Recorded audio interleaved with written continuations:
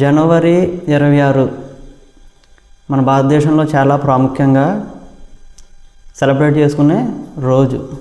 స్వాతంత్ర్యం అనగా మనకి ఏం గుర్తొస్తుంది అంటే చేసినటువంటి యుద్ధాలు కావచ్చు, వాళ్ళు చేసినటువంటి సమర్పణలు, త్యాగాలు, స్టెంట్స్, విప్లవాలు,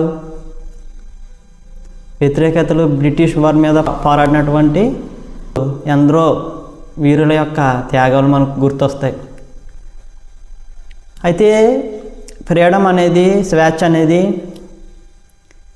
దేనితో మొదలవుద్ది అని మనం చూసినట్లయితే మన ఇండియా 1947 ఆగస్ట్ 15న ఇండిపెండెన్స్ మనము పొందుకున్నాం. స్వతంత్రంగా మనము పోరాడి పొందుకున్నాం. అయితే అది రాజ్యాంగం ఎప్పుడు అమల్లోకి వచ్చింది?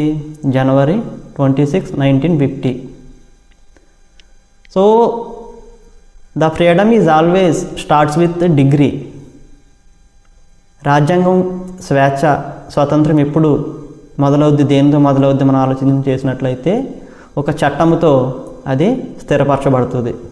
మనం ఇండియా పొందుకున్నటువంటి స్వాతంత్ర్యం దేనితో అది స్థిరపరచబడింది? ఒక రిపబ్లిక్గా, ఒక రిపబ్లిక్ నేషన్గా, ఒక ప్రజాస్వామ్య దేశంగా ఇండియా ఎప్పుడు మార్చబడిందంటే రాజ్యాంగం పొందుకున్నప్పుడు, రాజ్యాంగం అమల్లోకి వచ్చిన తరువాతే.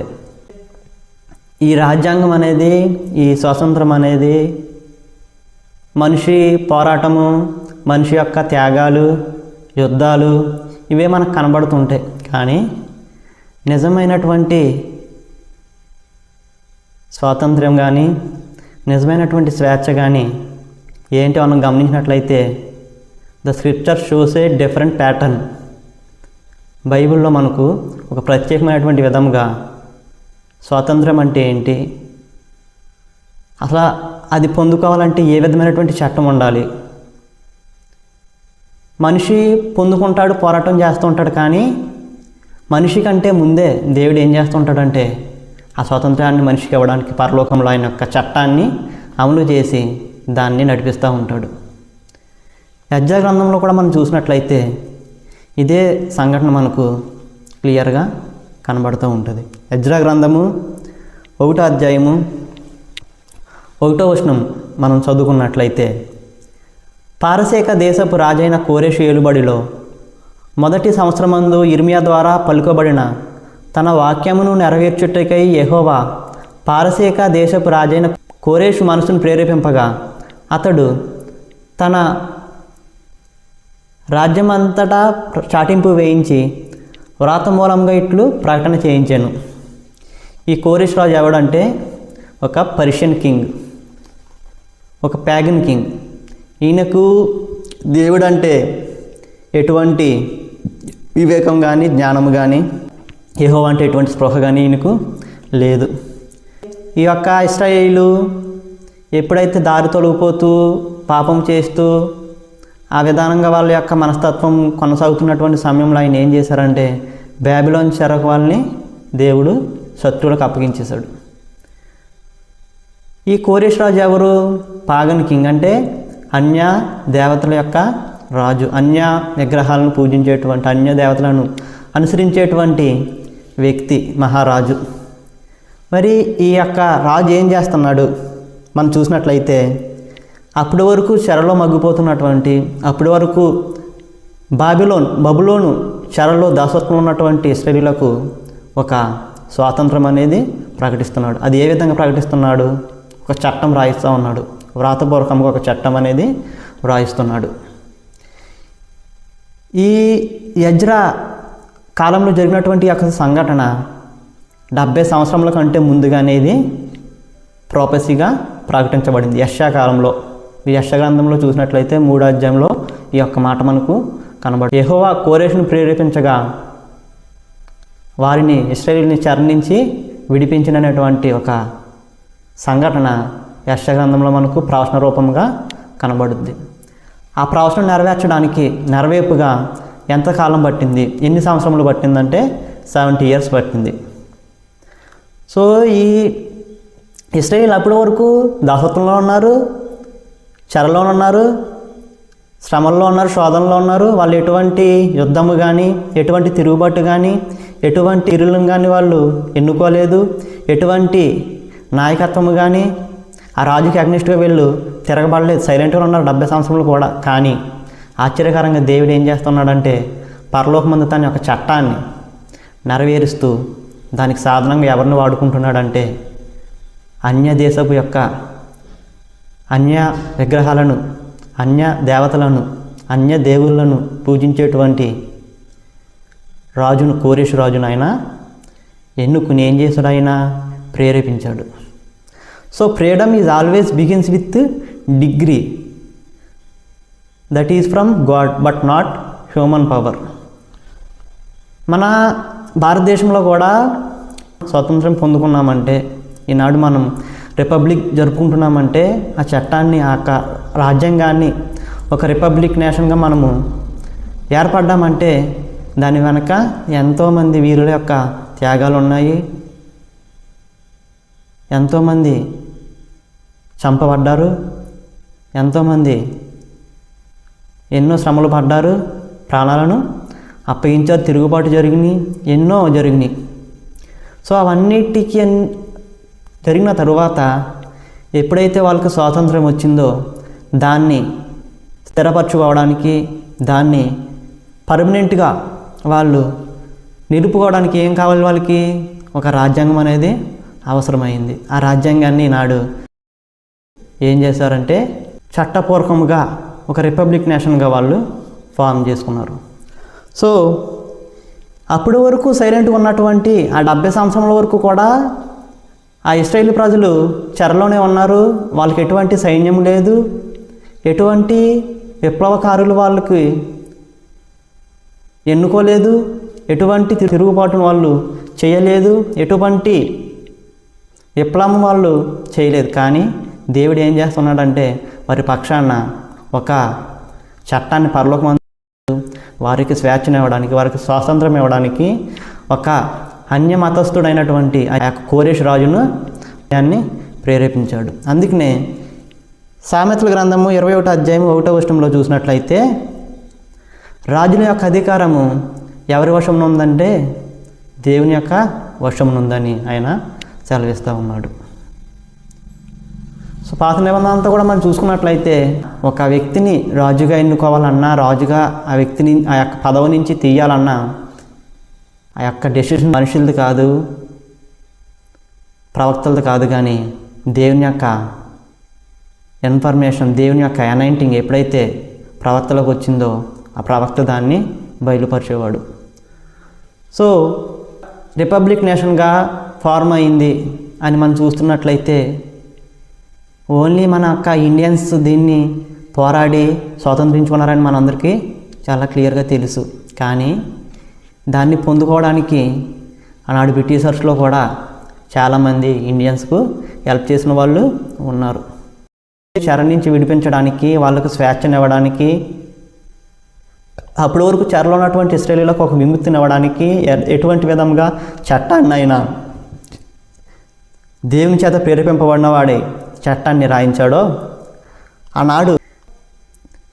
ఈనాడు క్రైస్తవాన్ని వ్యతిరేకించేటువంటి క్రైస్తవ వ్యతిరేకులు ఏం చేస్తున్నారంటే ఎన్నో అపనిందలు వేస్తూ దాన్ని ఒక మతంగా, ఒక వర్గానికి మాత్రమే, ఒక కులానికో, ఒక ప్రాంతానికో, దాన్ని ఒక దేశానికో పరిమితం చేసి మనుషుల మధ్య ఉన్నటువంటి ఆ యొక్క ఐక్యతను వారి యొక్క రాజకీయం కోసము, వారి యొక్క అధికారం కోసము, వారి యొక్క పదవిని కాపాడుకోవడానికి మనుషుల మధ్య ఆ యొక్క ఐక్యతను పాడు చేసేటువంటి విధంగా మనుషులు ఏం చేస్తున్నారంటే వాళ్ళు విషాన్ని నింపుతున్నారు. బ్రిటిషర్స్ అంటే అందరూ కూడా అపోహ ఏముంటుందంటే ప్రజల్లోని, బ్రిటిషర్స్ అంటే ఇంగ్లీష్ వాళ్ళు అంటే క్రైస్టియన్స్, అమెరికా అంటే వాళ్ళు కూడా క్రిస్టియన్స్ అని ఒక అపోహ ఏం చేస్తున్నారంటే ఆనాటి నుంచి ఈనాటి వరకు కూడా ప్రజల్లో ఒక విధమైనటువంటి వ్యతిరేకమైనటువంటి ఆలోచన కలుగజేసి క్రైస్తవాన్ని ఒక బూచిగా చూపించి వారి యొక్క రాజకీయం కోసము దాన్ని వాడుకుంటూ మనుషుల మధ్య భేదాభిప్రాయాలను కలిగించి ఏం చేస్తున్నారంటే దాన్ని వారి యొక్క స్వలాభానికి వాడుకునేటువంటి ప్రజలు ఎంతోమంది ఉన్నారు. సో ఆనాడు ఇండియా అంత త్వరగా ఫ్రీడమ్ పొందుకోగలిగింది అని ఆలోచన చేసినట్లయితే, ఏ విధంగా అయితే దేవుడు యెహోవా కోరెష్ రాజును ప్రేరేపించాడో, ఆనాడు ఇంగ్లీష్ వాళ్ళలో కూడా, బ్రిటిషర్స్లో కూడా ఎంతోమంది మన యొక్క ఇండియా తరపున పోరాటం చేసి మన ఇండియాకు సపోర్ట్ చేసినటువంటి వ్యక్తులు చాలామంది మనకు చరిత్రలో చాలామంది ఉన్నారు. అందులో అలాన్ ఆక్టోవియన్ హ్యూమ్ ఇంగ్లాండ్లోనే పుట్టినటువంటి వ్యక్తి. కానీ ఏం చేశాడు? నిజంగా క్రైస్తవాన్ని అంగీకరించి, నిజంగా క్రీస్తును ప్రేమించేటువంటి, నిజంగా దేవుని యొక్క వాక్యాన్ని, దేవుని యొక్క ప్రేమలో నడిచేటువంటి వ్యక్తి ఎప్పుడు కూడా అన్యులకు లేదా అవతల వ్యక్తికి ఎప్పుడు ఆటంకం కానీ, ఇబ్బంది కానీ, లేదా ప్రమాదం కలిగించేటువంటి పరిస్థితులు ఎప్పుడు కూడా ఆ వ్యక్తి యొక్క ప్రవర్తన ఉండదు. సో ఎవరైతే దేవుని యొక్క నిజమైనటువంటి ప్రేమను కలిగినటువంటి బ్రిటిషర్స్ ఉన్నారో, అందులో ఒక వ్యక్తి ఎవరంటే అలాన్ ఆక్టోవియన్ హ్యూమ్. ఈయన ఏం చేశారంటే, మన యొక్క ఇండియా వారి యొక్క భారతదేశం యొక్క ప్రజల యొక్క పరిస్థితులను చూసి దేవుని చేత ప్రేరేపింపబడినటువంటి వ్యక్తుల వలె ఏం చేశారంటే, కోరెష్ రాజు వలె ఇండియాకు సపోర్ట్ చేశారు. సో ఆయన్ని నాడు ఐఎన్ఎస్ ఇండియన్ నేషనల్ కాంగ్రెస్ ఫౌండర్గా మన యొక్క ఇండియా వారు, భారతదేశం యొక్క ప్రజలు ఆయన ఏం చేశారంటే, ఇండియాకు ఒక ఇండియన్ నేషనల్ కాంగ్రెస్ పార్టీకి దాన్ని ఫౌండర్గా ఆ వ్యక్తి నాడు చరిత్రలో నిలిచిపోయారు. అలాగే యానీ బీసెంట్ ఈవిడేం చేసింది? ఇండియాకు ఒక స్వాతంత్ర్యం కావాలి, ఇండియా సెల్ఫ్ గవర్నమెంట్ నేషనల్గా ఫార్మ్ అవ్వాలి అని ప్రజల్లో చైతన్యవంతాన్ని నింపినటువంటి వ్యక్తి. అలాగే ఫిలిప్ స్ప్రాట్, ఈ వ్యక్తి కూడా మన యొక్క ఇండియన్స్ తరపున పోరాడినటువంటి వ్యక్తులే. మన యొక్క ఇండియన్స్ తరపున పోరాడుతున్నాడని వారి యొక్క సొంత బ్రిటిషర్స్ ఏం చేశారంటే, ఈయన్ను జైల్లో వేసి అనేక చిత్రహింసలు పెట్టారు.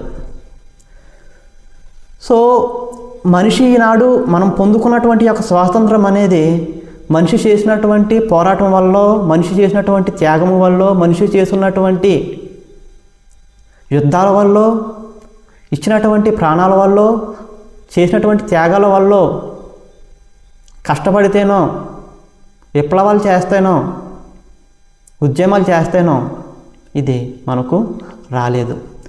దేవుడు ఎప్పుడైతే ఎవరైతే మనల్ని దాసులుగా మార్చారో, ఎవరైతే మనల్ని చిత్రహింసలు పెడుతున్నారో, ఎవరైతే మన యొక్క గుర్తింపును అప్పటి వరకు ఏదైతే ఇశ్రాయేలు ప్రజలు కోల్పోయారో, అప్పటి వరకు యొక్క ప్రజలైనటువంటి వాళ్ళు ఏ విధమైనటువంటి అధికారాన్ని కలిగి ఉన్న కోల్పోయారో, ఈ స్వేచ్ఛ వాళ్ళకి ఏమిచ్చింది అని మనం చూసినట్లయితే, అప్పటి వరకు దాసులుగా పిలువబడినటువంటి వాళ్ళు, అప్పుడు బానిసలుగా పిలువబడినటువంటి వాళ్ళు, అప్పటి వరకు చెరలో ఉన్నటువంటి వాళ్ళు దేవుని యొక్క ప్రజలుగా పిలువబడ్డారు.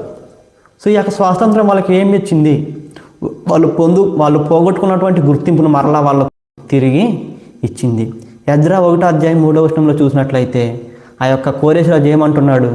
మీలో ఎవరు ఆయన ప్రజలై ఉన్నారో అంటే, అప్పటి వరకు కూడా వాళ్ళని దాసులుగాను, చెరలకు వచ్చినటువంటి ప్రజల వలె బానిసలుగా వెట్టి చేయడానికి, దేవుని యొక్క గుర్తింపు పోయినటువంటి ప్రజల వలె వారిని ఏం చేశారంటే, ఎంతో హీనంగా, అసహ్యంగా చూసినటువంటి వారే దేవుడు వాళ్ళని ప్రేరేపించగా వారు పోగొట్టుకున్నటువంటి గుర్తింపు మరలా వాళ్లకు లభించింది. అయితే ఈ గుర్తింపు లభించిందో, ఎప్పుడైతే వారి యొక్క ఐడెంటిటీని వాళ్ళు మరలా పొందుకున్నారో, ఆ గుర్తింపుతో పాటు వాళ్ళకు కొన్ని బాధ్యతలు వచ్చినాయి, వాళ్ళకు కొన్ని హక్కులు వచ్చినాయి, అధికారం కూడా లభించింది. సో ఈనాడు బ్రిటిషర్స్ నుంచి ఎప్పుడైతే మనం ఒక రిపబ్లిక్ నేషన్గా మనం ఏర్పడ్డామో, మనకు ఒక సెల్ఫ్ రూల్ వచ్చింది, ఒక ప్రజాస్వామ్య దేశంగా మనము ఏర్పడ్డాము. ఎవరినన్నా ఎన్నుకోవడానికి, ఎవరినైనా కిందకి దించడానికి మనకు ఒక అధికారం అనేది రాజ్యాంగం మనకు ఇచ్చింది, కొన్ని హక్కులు ఇచ్చింది, కొన్ని బాధ్యతలు కూడా ఇచ్చింది, మతపరమైనటువంటి స్వేచ్ఛను కూడా ఇచ్చింది. అయితే ఈనాడు మనిషి ఏం చేస్తున్నాడంటే హక్కుల కోసం పోరాడుతున్నాడు కానీ చేయాల్సినటువంటి బాధ్యతలు మాత్రము చేయట్లేదు. స్వాతంత్రం మనిషికి ఏమి ఇచ్చింది? పోగొట్టుకున్నటువంటి గుర్తింపును మరలా తిరిగి ఇచ్చింది. ఆ గుర్తింపుతో పాటు మనిషికి కొన్ని హక్కులను ఇచ్చింది, అధికారాన్ని ఇచ్చింది, బాధ్యతలను ఇచ్చింది. కానీ మనిషి హక్కుల కోసమే పోరాడుతున్నాడు కానీ, హక్కుల కోసమే ప్రయాణిస్తున్నాడు కానీ బాధ్యతలను తిరస్కరిస్తూ ఉన్నాడు. ఒక తండ్రి తన కొడుకు ఎంతో విలువైనటువంటి ఒక మంచి బైకును కొనిచ్చాడు. ఆ కొనిచ్చేటువంటి సమయంలో ఆ కీస్ని తీసుకుని తన యొక్క కొడుకు ఇచ్చే రోజున కొన్ని బైక్లను కొడుక్కి చెప్పాడు. కొడుకు ఏం చేశాడు? అవేమీ వినకుండా తనకు ఆ యొక్క బైక్ దొరకడమే ఎంతో ఆనందంగా ఎగ్జైట్మెంట్తో ఏం చేశాడంటే మొత్తం తనకు నచ్చినటువంటి ప్లేసెస్ అన్నీ తిరిగాడు. తనకి ఇష్టం వచ్చినటువంటి ప్రాంతం అంతా కూడా తిరిగాడు. ట్రాఫిక్ రూల్స్ని మర్చిపోయాడు. ఆ యొక్క బైక్ మీద వెళ్తే ఎటువంటి కనీస బాధ్యతలు కలిగి ఉండాలి అని మినిమం రెస్పాన్సిబిలిటీ అనే యొక్క వ్యక్తి ఏం చేశాడు, కొడుకు ఏం చేశాడంటే పట్టించుకోలేదు, దాన్ని విడిచిపెట్టాడు. సో అలా కేర్లెస్గా ఉంటున్నటువంటి సమయంలో ఏమైందంటే ఆ వ్యక్తికి తండ్రి వద్ద నుంచి ఆ బైక్ను పొందుకోవడం హక్కుగా ఫీల్ అయ్యాడు కానీ హక్కుతో కొన్ని బాధ్యతలు, రెస్పాన్సిబిలిటీస్ నేను ఫాలో అవ్వాలి, అవి నిర్వర్తించాలి అని ఆ కొడుకు ఏం చేశాడంటే ఆలోచించలేకపోయాడు. హక్కును మాత్రమే చూసినటువంటి ఆ కొడుకు ఏం చేశాడు? రెస్పాన్సిబిలిటీని, బాధ్యతలను తిరస్కరించాడు. చివరికి ఏం చేశాడంటే ఆ బాధ్యతలన్నీ ఎప్పుడైతే మర్చిపోయాడో తన యొక్క వాహనాన్ని యాక్సిడెంట్లో ఏం చేశాడంటే పోగొట్టుకున్నాడు. సో ఈనాడు అదే రీతిగా ప్రజలు కూడా ఏం చేస్తున్నారంటే ఈ యొక్క ఏదైతే బ్రిటిషర్స్ నుంచి మనం పొందుకున్నామో ఈ యొక్క భారతదేశాన్ని ఒక రిపబ్లిక్ నేషన్గా, ఒక ప్రజాస్వామ్యపు దేశంగా మనము పొందుకున్నాము. దానితో పాటు కొన్ని అధికారాలు, కొన్ని హక్కులు, బాధ్యతలు మనకు లభించాయి రాజ్యాంగం వలన. కానీ హక్కుల కోసమే మనం పోరాడుతూ ఉన్నాము. తల్లిదండ్రుల యొక్క ఆస్తి కొరకు పిల్లలు ఏం చేస్తుంటారంటే హక్కుల కోసం పోరాడుతూ ఉంటారు. కానీ ఆ హక్కులు పోరాడేటువంటి పిల్లలు తల్లిదండ్రులు చూడాల్సినటువంటి బాధ్యత కూడా వాళ్ళదే. కానీ ఆ బాధ్యతను నిర్వర్తించకుండా హక్కుల కోసమే మాట్లాడుతూ ఉన్నారు. సో మనిషిలో ఒక విధమైనటువంటి సాతాను ఏం చేస్తున్నాడంటే అనాలోచితమైనటువంటి ఆలోచన కలిగించి హక్కుల కోసమే నాడు ప్రపంచమంతా కూడా ప్రయాసపడుతున్నట్లుగా మనకు కనబడుతుంది. కానీ హక్కులు పొందుకున్నటువంటి ఆ వ్యక్తి ఎవరైతే ఉన్నారో ఆ రెస్పాన్సిబిలిటీస్ కూడా కాపాడుకునేటువంటి బాధ్యతలను కూడా నిర్వర్తించాలి. కానీ దాన్ని ఏం చేస్తున్నాడంటే హక్కుల కోసమే ప్రయాసపడుతున్నాడు. ఈనాడు క్రైస్తవుడిగా క్రీస్తు యొక్క సంఘంలో, క్రీస్తు యొక్క శరీరంలో మనమందరం కూడా ఎప్పుడైతే పాపపు యొక్క సంఖ్యలలో, పాపపు యొక్క దాస్యంలో చిక్కుపోయినటువంటి మనల్ని మనం పోగొట్టుకున్నటువంటి ఒక గుర్తింపును, ఆనాడు ఏదెను తోటలో ఆది మానవుడు పోగొట్టుకున్నటువంటి ఆ గుర్తింపును మరలా క్రీస్తు వారు ఏం చేశారంటే తన యొక్క శిలువ క్రయధనము ద్వారా మరలా గుర్తింపును మనకు తిరిగి ఇచ్చారు. హక్కుగా అది మనకు సంక్రమించింది ప్రతి సర్వమానవాళికి కూడా. కానీ ఆ రక్షణను కాపాడుకోవడానికి మనం కొన్ని ఆత్మీయమైనటువంటి బాధ్యతలను మనము నిర్వర్తించాలి. మన యొక్క విశ్వాస జీవితము పరిశుద్ధంగా కాపాడుకోవాలి. మన యొక్క ఆత్మీయ జీవితము అనుదినము కూడా పరీక్షించుతూ ఉండాలి. మన యొక్క జీవితము, మన యొక్క మనస్తత్వం, మన యొక్క లక్షణములు, మన యొక్క తీరు, మన యొక్క అలవాట్లు అన్నీ కూడా హక్కును పొందుకున్నట్లే హక్కు అయితే మనకి ఏదైతే చెప్తుందో, దేవుని యొక్క రక్షణ మనకి ఏదైతే నేర్పిస్తుందో ఆ బాధ్యతలన్నీ కూడా మనం ఏం చేయాలని నిర్వర్తించి హక్కును మనము కాపాడుకోవాలి. కానీ రక్షణను హక్కు మాదిరిగా అందరూ పొందుకుంటున్నారు. కానీ చేయాల్సినటువంటి ఆ సత్క్రియలను, చేయాల్సినటువంటి ఆ బాధ్యతలను, నిర్వర్తించాల్సినటువంటి ఆ బాధ్యతలను ఈనాడు క్రైస్తవుడు నిర్వర్తించకుండా అవన్నిటిని కూడా ఏం చేస్తున్నాడంటే గాలికి విడిచిపెడతా ఉన్నాడు. సో ఎప్పుడైతే మనిషి పోగొట్టుకున్నటువంటి ఆ గుర్తింపు, ఇశ్రాయేలీయులు కూడా పోగొట్టుకున్నటువంటి ఆ గుర్తింపు మరలా దేవుని యొక్క ఆత్మచేత ప్రేరేపింపబడినటువంటి కోరేష్ ద్వారా మరలా ఎలాగైతే వాళ్ళకు ఆ యొక్క గుర్తింపు లభించిందో, అప్పటి వరకు దాసులుగా పిలవబడినటువంటి ఆ యొక్క ప్రజలను దేవుని యొక్క ప్రజలుగా ఆ వ్యక్తి ఏం చేస్తున్నాడంటే గుర్తించాడు. గుర్తింపు వాళ్ళు పొందుకున్నారు, కానీ ఆ గుర్తింపులో ఉన్నటువంటి హక్కులను పొందుకున్నారు, కానీ ఆ బాధ్యతలను వాళ్ళు నిర్వర్తించలేకపోతున్నారు. ఈనాడు అదే రీతిలో ప్రతి మానవుడు కూడా వారి యొక్క కుటుంబంలో ఉన్నటువంటి హక్కుల గురించి, సమాజంలో ఉన్నటువంటి స్త్రీలు అసలు ఏం చేస్తుంటారంటే పురుషునితో పాటు సమానంగా హక్కుల కోసము సంఘాలు ఏర్పరచుకొని హక్కుల కోసం పోరాడుతూ ఉంటారు. కానీ వారి కుటుంబంలోనూ వారి యొక్క తల్లిదండ్రుల పట్ల, వారి యొక్క పిల్లల పట్ల, వారి యొక్క భర్తల పట్ల నిర్వర్తించాల్సినటువంటి బాధ్యతలను, కనీస బాధ్యతలను కూడా నిర్వర్తించకుండా హక్కుల కోసం మాత్రము పోరాడుతూ ఏం చేస్తున్నారంటే బాధ్యతలను పడచేవన పెడతా ఉన్నారు. సో ఈ యొక్క గుర్తింపు మనకి ఏమి ఇస్తుందంటే హక్కులను ఇస్తుంది, బాధ్యతలను కూడా మనకు గుర్తు చేస్తూ ఉంది. మనం ఏం చేస్తున్నామంటే హక్కులను విడిచిపెట్టి హక్కులన్నీ మనం పొందుకుంటున్నాం, కానీ ఆ బాధ్యతలను మనము నిర్వర్తించలేక వారుగా ఉన్నాము. ఎప్పుడైతే ఈ గుర్తింపు ఇశ్రాయేలు ప్రజలు పొందుకున్నారో వాళ్ళంతా కూడా ఎలా పిలువబడ్డారు? అప్పటి వరకు వాళ్ళకి గుర్తింపు లేదు. 1 పేతురు పత్రిక 2:9 చూసినట్లయితే ఆయన ఏమంటున్నాడంటే, దేవుని యొక్క పిలుపు మేరకు మీరు పిలువబడినటువంటి యాజక సమూహము, a holy generation, you are called as a holy generation అని ఆయన పిలుస్తూ ఉన్నాడు. అప్పుడు దేవుడిచ్చినటువంటి ఆ మహా ఉన్నతమైనటువంటి దేవుని యొక్క కుమారుడిగా పిలువబడినటువంటి మొదటి ఆదాము పాపము ద్వారా గుర్తింపును పోగొట్టుకుని ఏం చేశాడంటే ఆ పాపము ద్వారా వచ్చేటువంటి మరణంలో చిక్కుపోయి ఆ దాస్యంలోని స్వాతంత్రం లేక, మరణం నుంచి విముక్తి లేక ఆ పాపము యొక్క గుర్తింపు బ్రతుకుతున్నటువంటి పరిస్థితుల్లో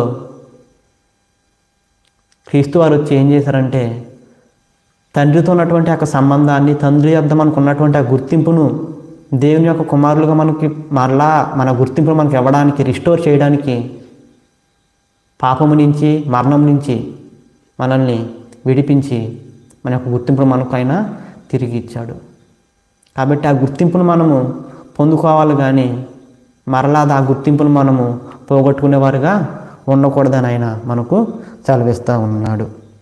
రిపబ్లిక్ నేషన్గా ఇండియా ఈనాడు ఏర్పడిందంటే యూనిటీ ఇన్ డైవర్సిటీ, అంటే భిన్నత్వంలో ఏకత్వం అని మనము ఇండియా గురించి ఎంతో గొప్పగా ఎన్నో దేశాలతోటి, ఎన్నో ప్రజలతోటి మనం ఏం మాట్లాడుకుంటామంటే ఇండియా అనేసరికి భిన్నత్వంలో ఏకత్వం అనేటువంటి ఒక గొప్ప లక్షణం ఈ దేశానికి, గొప్ప గౌరవం ఈ యొక్క దేశానికి, భారతదేశానికి ఉంది.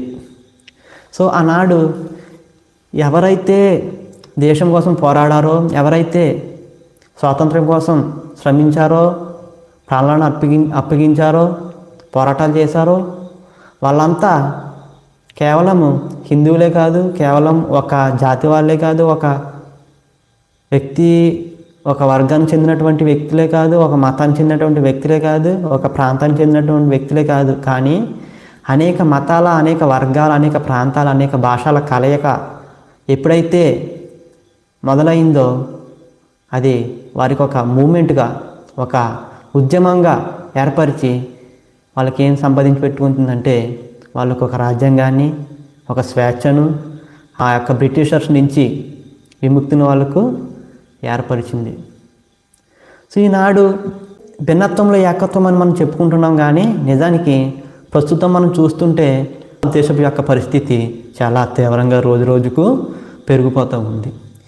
ఈనాడు రాజకీయ యొక్క స్వలాభానికి మనుషుల యొద్ద ఆ యొక్క ప్రజలు ఏం చేస్తున్నారంటే రాజకీయ నాయకులు మనుషులను మతపరంగా సెపరేట్ చేస్తూ, కులాల పరంగా సెపరేట్ చేస్తూ, భాషపరంగా సెపరేట్ చేస్తూ, మనుషుల్లో విభిన్నమైనటువంటి భేదాలను కలుగజేసి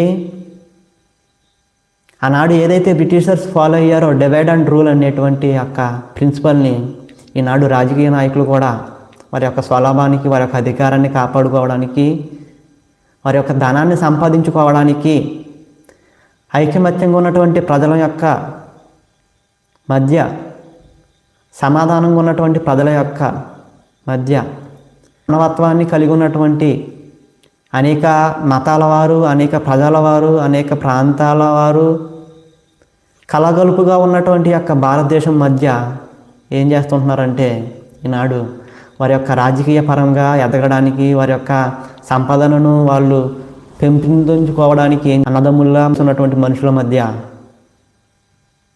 మత కల్లోహాలు పెట్టేటువంటి పరిస్థితులు రోజు రోజుకు పెరిగిపోతూ ఉన్నాయి. రీసెంట్గానే 2-3 రోజుల క్రితం ఒడిశాలో ఒక దారుణమైనటువంటి ఇన్సిడెంట్ అనేది చోటు చేసుకుంది. ఒక ఒడిశా పాస్టర్ గారు, ఆయన పేరు నాయక్, బోధకుడు. అయితే లోకము ఎంతగా ఈ యొక్క భారతదేశంలో ఉన్నటువంటి ప్రజలు, నాయకులు, మనుషులను ఏ విధంగా వారి యొక్క మతం అనేటువంటి విషయాన్ని మనుషుల మధ్య నింపి మనుషుల్లో ఉన్నటువంటి యొక్క సామర్థ్యాన్ని, ప్రేమను, ఐక్యతను ఏ విధంగా పాడు చేస్తున్నారని మనం ఆలోచించినట్లయితే ఆయన క్రీస్తు వారిని అంగీకరిస్తున్నారని, బోధిస్తున్నాడని క్రైస్తవాన్ని ఏం చేశారంటే ఆయనను బలవంతంగా ఆవు పేడను తినిపించారు. వారి యొక్క మతానికి సంబంధించి ఎంతగా వాళ్ళు ఏం చేస్తున్నారు, విషాన్ని చిమ్మేటువంటి మనస్తత్వము ప్రభావంలోనికి వాళ్ళు దిగజారిపోయి మనుషుల మధ్య ఉన్నటువంటి యూనిటీ ఇన్ డైవర్సిటీ అనేటువంటి ఒక పదానికి అర్థాన్ని మార్చేసినాడు. మనుషుల మధ్య కలహాలను పెడుతూ, మతాల మధ్య కలహాలు పెడుతూ, ప్రాంతాల మధ్య, భాషల మధ్య కలహాలు పెడుతూ, ఆర్థికంగా, రాజకీయ పరంగా నాయకులు ఏం చేస్తున్నారంటే ప్రేమ కలిగి ఉన్నటువంటి, అప్పటి వరకు ప్రేమగా ఉన్నటువంటి, అప్పటి వరకు ఎంతో అన్యోన్యంగా ఉన్నటువంటి అన్నదమ్ముల వల్లే ఉన్నటువంటి మనుషుల మధ్య విభేదాలను పెడుతూ వారి యొక్క రాజకీయ లబ్ధిని పొందుకున్నటువంటి పరిస్థితులు నానాటికి భారతదేశంలో పెరిగిపోతూ ఉన్నాయి.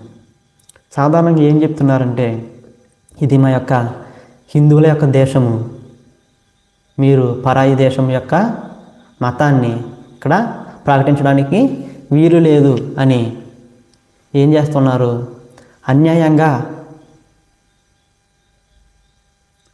క్రైస్తవుల యొక్క గొల్లల్లోకి, క్రైస్తవుల యొక్క ఆరాధన జరిగేటువంటి స్థలాల్లోకి వెళ్ళి బలవంతంగా వాళ్ళను హింసించడము, తగలబెట్టడము, ఎన్నో ఘోరమైనటువంటి ప్రమాదాలు, సంఘటనలు ఈనాడు భారతదేశంలో చోటు చేసుకుంటూ ఉన్నాయి.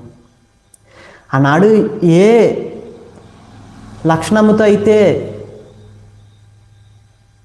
విభిన్న ప్రాంతాల వారు, మతాల వారు, భాషల వారు, వారి యొక్క భాష ఏదైనా, తెగ ఏదైనా, ప్రాంతం ఏదైనా, వారి యొక్క విధి విధానం ఏదైనా, వాళ్ళంతా కూడా ఐకమత్యం కలిగి భారతదేశాన్ని స్వతంత్రంగా ఒక రిపబ్లిక్ నేషన్గా, ప్రజాస్వామ్యపు దేశంగా పొందుకోవాలని బ్రిటిషర్స్ నుంచి ఎంతో శ్రమించి ఎన్నో పోరాటాలు చేశారు. కానీ ఈనాడు ఆ పోరాటానికి, వాళ్ళు పడినటువంటి శ్రమలకు, వారు అర్పించినటువంటి త్యాగాలకు, వారు అర్పించినటువంటి ప్రాణాలకు విలువ లేకుండా దాని యొక్క అర్థాన్ని మార్చేస్తూ ఈనాడు ఇండియాని ఒక మతపరమైనటువంటి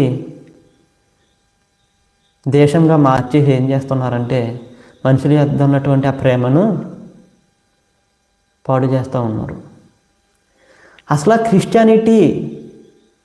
క్రిస్టియానిటీ మీదే ఇంతలా వ్యతిరేకతలు ఎదురవుతున్నాయి. ఎందుకని ఇంత దారుణంగా ఈ యొక్క హిందువులే కావచ్చు, క్రైస్తవ వ్యతిరేకులే కావచ్చు, రాజకీయ నాయకులే కావచ్చు, ఎందుకని పర్టికులర్గా క్రైస్తవులను మాత్రమే, క్రీస్తు వారిని మాత్రమే, క్రీస్తు మార్గాన్ని అనుసరించేటువంటి వారిని మాత్రమే ఎందుకని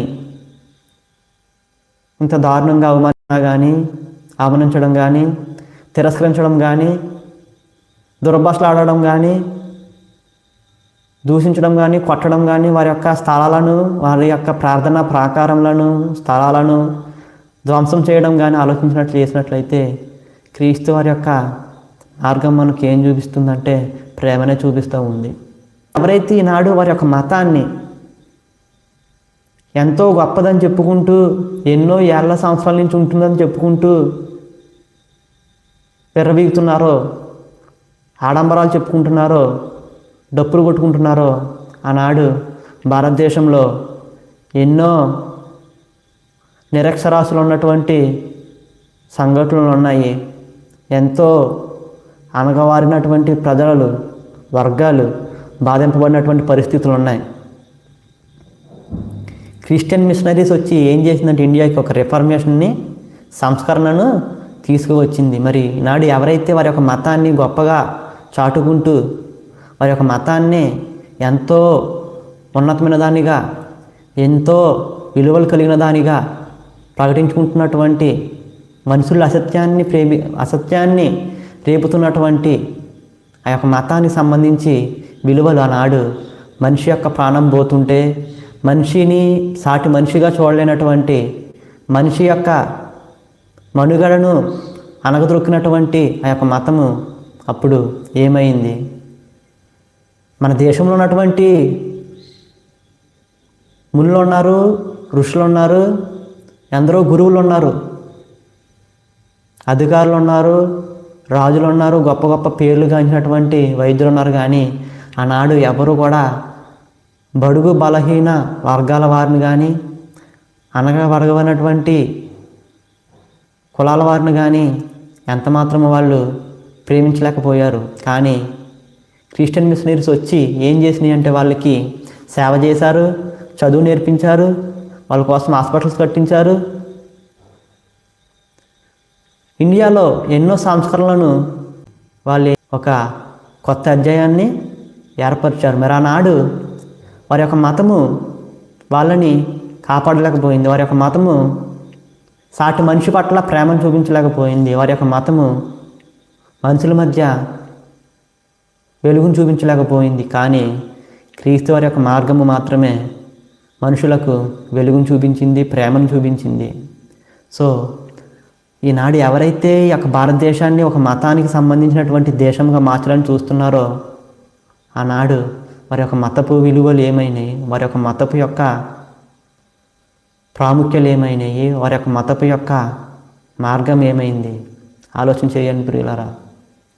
సో ఎందుకని ఈనాడు ఇంత రోజు రోజుకి ఇంత వ్యతిరేకత ఎదురవుతుందంటే రాజకీయ నాయకులు ఏం చేస్తున్నారంటే ఆ మతానికి సంబంధించినటువంటి ధనం కోసం మనుషుల మధ్య కల్లోలాలు రేపుతుంటే, విషాన్ని నింపుతూ దాన్ని వారి యొక్క అధికారాన్ని కాపాడుకోవడానికి మనుషులకు ఎవరైతే వారు మేపుతున్నారో వాళ్ళకు బిచ్చమేస్తూ ఈ మతాన్ని ఉపయోగించుకుని మనుషుల మధ్య ప్రేమ లేకుండా చేస్తూ ఉన్నారు.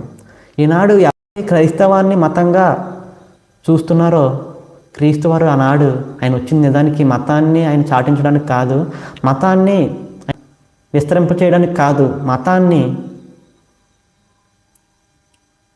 మతం ద్వారా ఆయన ఏదో లబ్ధి పొందడానికి కాదు, కానీ ఆయన యొక్క మార్గాన్ని చూపించడానికి వచ్చారు, ఆయన యొక్క ప్రేమను చూపించడానికి వచ్చారు.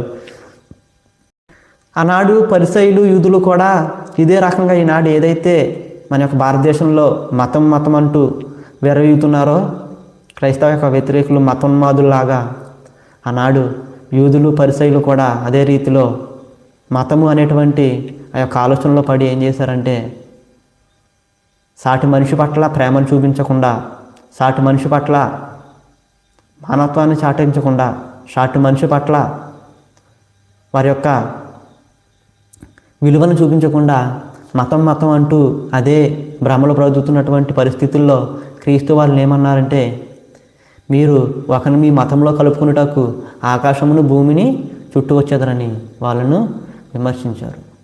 సో ఈనాడు క్రైస్తవం అంటే మతం కాదు, క్రైస్తవం అంటే మార్గము, క్రైస్తవం అంటే జీవము, క్రైస్తవం అంటే చీకటి బ్రతుకుల్లో ఉన్నటువంటి ప్రజలకు నిత్య జీవాన్ని ఇవ్వడానికి ఒక వెలుగు. ఈనాడు మతాన్ని మతం మతం అంటూ ఆ మతం పట్ల కనీసం ఈనాడు ఎవరైతే మా మతం గొప్పది, మా మతం ఎన్నో కాలం నుంచి ఉన్నది అని విర్రవీగుతూ ఎంతో గొప్పలు చెప్పుకుంటున్నటువంటి ప్రజలు నిజానికి వారి యొక్క గ్రంథాలు కానీ వారి యొక్క మూలాలు కానీ మనము ఆలోచన చేసినట్లయితే ఆనాడు వారి యొక్క విలువలను ఎంతోమంది క్వశ్చన్ చేసినటువంటి పరిస్థితులు మనకు కనబడుతూ ఉంటాయి. ఈ సహగమనం అనేటువంటి యొక్క పద్ధతి వారి యొక్క మతంలోంచి వచ్చినదే, వారి యొక్క గ్రంథంలోంచి వచ్చినదే. మరి దాన్ని ఎందుకని ఆనాడు ఎంతోమంది వ్యతిరేకించారు. ఈనాడు అదే పద్ధతిని మరి ఈనాడు ఎవరైతే మా మతం గొప్పది, మా మతం విలువైనది అని విర్రవీగుతూ చాటించుకుంటూ మనుషుల్లో ప్రేమలు లేకుండా చేస్తున్నారు ఆ యొక్క పద్ధతిని నాడు మరి ఈ మతం అనేటువంటి ఉన్మాదం కలిగినటువంటి వ్యక్తులు దాన్ని పాటించగలుగుతారా? పాటించలేరు. సో వారి యొక్క సొంత లబ్ధి పొందడానికి, వారి యొక్క ధనాన్ని సంపాదించుకోవడానికి మనిషి మధ్య ఐక్యతను లేకుండా ఏం చేస్తున్నారంటే మతానికి దాన్ని ఆపాదించి ఈనాడు ఎందరో మహానుభావులు కలిసి పోరాడినటువంటి యొక్క స్వేచ్ఛను ఒక మతానికి దాన్ని ఆపాదించి మనుషుల మధ్య ప్రేమను పోగొడుతూ ఉన్నారు. కాబట్టి ఎప్పుడైతే మనము సత్యాన్ని తెలుసుకుంటామో ఆ సత్యం ఏం చేస్తుందంటే మనల్ని మతంలో మనల్ని నడిపించదు, క్యాస్ట్లో నడిపించదు, మనల్ని ఏం చేస్తుందంటే ఒక వెలుగులో నడిపిస్తూ ఉంటుంది, ఒక మార్గంలో నడిపిస్తూ ఉంటుంది. జీవముల నుంచి వెలుగులోనికి, మరణం నుంచి నిత్య జీవంలోనికి, నరకం నుంచి పరలోకానికి వెళ్ళేటువంటి ఆ మార్గం ఏదైతే ఉందో దానిలో వెళ్ళడానికి మనల్ని నడిపిస్తూ ఉంటుంది. అందుకే ఒక సువార్త 4:18 ఆయన కుమారుడిని మిమ్మల్ని నిజంగా స్వతంత్రులను చేసిన ఎడల మీరు నిజంగా స్వతంత్రులై ఉందురని. అంటే ఎప్పుడైతే మనము క్రీస్తు వారిని మనం తెలుసుకుంటామో, ఆయన్ని ఒక మతానికి ఆపాదించో, ఒక వర్గానికి మనం పరిమితం చేసో, ఒక ప్రాంతానికో, ఒక భాషకో, ఒక దేశానికి మనం ఆపాదించి ఆయన్ని మనము స్వతంత్రులుగా మనము మారలేము. ఎప్పుడైతే ఆయన ఒక మార్గాన్ని అనేకులకు మనం చెప్తూ ఆయన యొక్క విలువలను మనము తెలుసుకుంటూ ఆయన అసలు ఎందుకు వచ్చాడు, అసలు క్రిస్టియానిటీ అంటే ఏం నేర్పించింది ప్రజల మధ్య, నిజంగా దానివల్ల ఆటంకం ఉందా, లేదా దానివల్ల సంఘంలో విలువలు పెరిగినాయా, మనుషుల మధ్య ప్రేమ పెరిగిందా, మనిషిని అది బాగు చేస్తుందా లేకపోతే మనిషిని పాడు చేస్తుందా అని ఆలోచన, అనే ప్రశ్న ఎప్పుడైతే మనుషుల్లో మొదలవుతుందో, ఎవరైతే నాడు మతం అంటున్నారో వారందరూ కూడా ఆ యొక్క అపోహ నుంచి, మతం అనేటువంటి ఆ ఆలోచన నుంచి విడిచిపెట్టి నిజమైనటువంటి మార్గాన్ని స్వీకరించడానికి ఒక ఆలోచన, ఒక విధానం వాళ్ళలో మొదలవుతుంది, వారి హృదయాన్ని ప్రేరేపిస్తుంటుంది. కాబట్టి ఏదైతే స్వాతంత్రం మనం పొందుకున్నామో, ఏదైతే రాజ్యాంగం మనం పొందుకున్నామో, ఆ రాజ్యాంగం మనం పడినటువంటి శ్రమలకు కాదు, మనం పడినటువంటి కష్టాలకు కాదు, కానీ పరలోకమందు ఉన్నటువంటి దేవుడు ఏం చేశాడు, మనుషుల యొక్క హృదయాన్ని ప్రేరేపించి ఆయన యొక్క చట్టాన్ని పరలోకమందు ఆయన నిర్ణయించాడు. నాడు హిందువులే ఈ యొక్క దేశాన్ని ప్రజాస్వామ్య దేశముగా మార్చుకోలేదు, పొందుకోలేదు, కానీ ఎందరో బ్రిటిషర్స్ ఉన్నారు, ఎందరో క్రైస్తవులు ఉన్నారు, ఎందరో ముస్లింలు ఉన్నారు, అన్ని భాషల వారు, అన్ని ప్రాంతాల వారు, అన్ని మతాల వారు, అన్ని మార్గాల వారు కూడా ఉన్నారు. కాబట్టి మనుషుల మధ్య ఎప్పుడైతే ఈ మతం అనేటువంటి ఆ అపోహ నుంచి బయటపడి నిజమైనటువంటి మార్గాన్ని తెలుసుకుంటాడో అప్పుడే ఒక దేశం అనేది బలంగా తయారవుతుంది. అంతే తప్ప మనుషుల మధ్య శాఖలుగా చీరిపోయి ఏదైతే ఆనాడు బ్రిటిషర్స్ ప్రిన్సిపల్ని ఫాలో అయ్యారో అదే ప్రిన్సిపల్ని నాడు రాజకీయ నాయకులు ఫాలో అవుతున్నారు. డివైడ్ అండ్ రూల్ అని మనుషుల మధ్య కల్లోలను రేపుతూ, విడదీస్తూ, భాషల వారీగా వాళ్ళని విడదీస్తూ, ప్రాంతాల వారీగా వాళ్ళని విడదీస్తూ, కులాల వారీగా వాళ్ళని విడదీస్తూ, మతాల పేరిట వాళ్ళని విడదీస్తూ ఏం చేస్తున్నారంటే వారి యొక్క రాజకీయ అధికారాన్ని, వారి యొక్క రాజకీయ పార్టీని, వారి యొక్క మతపరమైనటువంటి ఉపయోగాన్ని వాళ్ళు వాడుకుంటున్నారు. కానీ దాని యొక్క పర్యవస్థానము ఎంత మాత్రం వాళ్ళు గుర్తించలేకపోతున్నారు. ఎందుకంటే వారిలో ఉన్నటువంటి ఒక మతం అనేటువంటి ఉన్మాదము మనుషుల మధ్య ఉన్నటువంటి ప్రేమను ఎంతగానో కలచివేస్తుంది, ఎంతగానో అది పాడు చేస్తుంది. కాబట్టి ఒక దేశం బలంగా ఉండాలంటే మతం అనేటువంటి అపోహ నుంచి ఎప్పుడైతే మనిషి బయటకు వచ్చి మానవత్వంతో ముందుకు కొనసాగుతాడో అప్పుడే అక్క దేశమైన, ప్రాంతమైన, గ్రామమైన బలంగా తయారవుతుంది. దేవుడి యొక్క మాటలు దీవించునుగాక. ఆమేన్.